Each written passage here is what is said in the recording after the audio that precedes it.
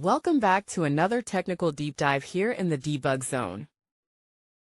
Today we're tackling a big question and breaking it down with insights from other users. Hopefully this clears up some misconceptions and helps you get the answer you need. So buckle up, stay a little curious, and let's jump right in.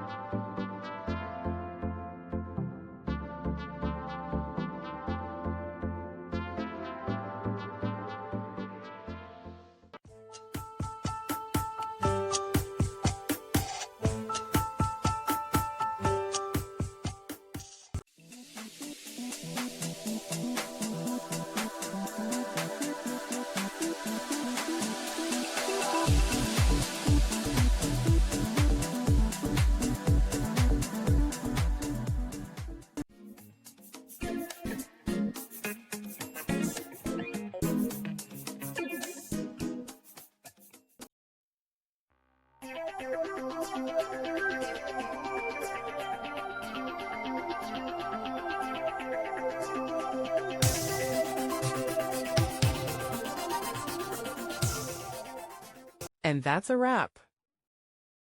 I hope you found the answer you were looking for. If you did, take a second to hit that subscribe button. It really helps out.